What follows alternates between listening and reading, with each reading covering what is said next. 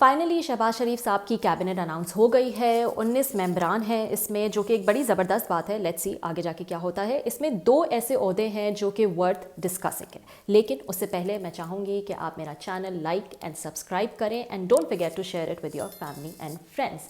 सो हुकूमत नून लीग की हो और इसहाक डार साहब फाइनेंस मिनिस्टर ना हो, ये तो कभी किसी ने सोचा नहीं था। It's a big big surprise. तजुर्बाकार इसहाक डार साहब जो हैं वो अब फाइनेंस मिनिस्टर नहीं होंगे। ये जो फैसला है ये 2 चीज़ें जाहिर करता है। एक तो ये कि ये नून लीग की तरफ से एक तरह से एक्नॉलेजमेंट है, एक तरह से एक्सेप्टेंस है कि जो 16 माह की पीडीएम हुकूमत रही और इसमें जिस किस्म के सख्त माशी मसाइल पाकिस्तान ने फेस किए, उसको ये हुकूमत सही से हैंडल नहीं कर पाई। और दूसरा ये कि क्योंकि इकनॉमिक फ्रंट पे इसहाक डार साहब ही कैप्टन ऑफ द शिप थे, तो ये जिम्मेदारी उन पर डालकर उनको इस दफ़ा फाइनेंस मिनिस्ट्री नहीं दी गई। अब इसहाक डार साहब हैं तो नून लीग के पुराने साथी, नवाज शरीफ साहब के भी बहुत करीब हैं, उनके समधी हैं, उनको लंदन में बैठ के मशवरे देते थे, शिकायतें करते थे, कान भरते थे। तो उनको अब इस दफ़ा दे दी गई है foreign ministry. Now foreign ministry का जो एक की एलिमेंट होता है वो है डिप्लोमेसी।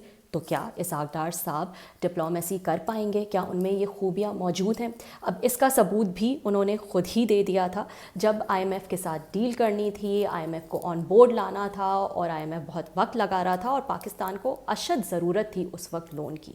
तो इसहाक डार साहब ने आउट ऑफ फ्रस्ट्रेशन टीवी पर बैठकर ये कह दिया था कि आई डोंट केयर, आईएमएफ आता है तो आए, वरना मैं किसी की मिन्नतें नहीं करूँगा। और फिर हमने देखा कि शहबाज शरीफ साहब को जो है वो खुद ये मुज़ाकरात लीड करने पड़े और आईएमएफ को ऑन बोर्ड लाना पड़ा। नाउ अगर फॉरेन मिनिस्ट्री में बैठकर इसहाक डार साहब आई डोंट केयर कह देते हैं, तो मतलब आई रियली केयर के मुल्क का क्या होगा। आई डोंट केयर शाहजेब साहब, आई डोंट केयर अगर नहीं आते तो मैंने को बिनते नहीं करनी उनकी, मैंने अपने पाकिस्तान के मामला को देखना है। आई मीन कांट डिक्टेट, अगर नहीं आते तो will manage, no problem. Noon League ने अब इसहाक डार की जगह जिनको चुना है एज अ फाइनेंस मिनिस्टर वो है मोहम्मद औरंगजेब। नाउ मोहम्मद औरंगजेब के भी कहा जाता है कि शरीफ फैमिली से पुराने लिंक्स हैं। उनके जो वालिद साहब थे चौधरी मोहम्मद फारूक, वो नवाज शरीफ के दौर में अटॉर्नी जनरल भी रह चुके हैं। वैसे तो ये एक कामयाब कॉर्पोरेट बैंकर हैं, लेकिन उस तरह से पब्लिक सेक्टर में या पॉलिसी मेकिंग में उनका कोई खास तजुर्बा नहीं। वो कामयाब होते हैं अपनी पोजीशन पे या नहीं, ये तो जाहिर है उनके टैलेंट पे डिपेंड करेगा। लेकिन ये एक और बड़े मजे का फैक्टर है जो कि इसमें कंट्रीब्यूट कर सकता है, और वो है कैबिनेट में इसहाक डार साहब का होना। तो क्या इसहाक डार साहब इनका भी वही हशर करेंगे जो उन्होंने मिफ्ता इस्माइल का किया? मिफ्ता इस्माइल साहब के साथ उनकी जो पॉलिसीज़ थी, उनके जो डिसीजंस थे, उसकी ना सिर्फ वो लंदन में बैठ के नवाज शरीफ साहब से शिकायतें करते थे, उनके कान भरते थे, बल्कि पब्लिकली भी उनको क्रिटिसाइज़ करना शुरू कर दिया था और ये दावा करना शुरू कर दिया था कि वो बेहतर तरीके से इकॉनमी मैनेज कर सकते हैं, बेहतर तरीके से डॉलर को मैनेज कर सकते हैं। और जाहिर है ये सब इसीलिए किया जा रहा था क्योंकि इसहाक डार साहब खुद वजीर ख़जाना की पोजीशन संभालना चाहते थे। और फिर हमने देखा किस तरह से अनसेरेमोनियसली मिफ्ता इस्माइल को अपना ओहदा छोड़ना पड़ा।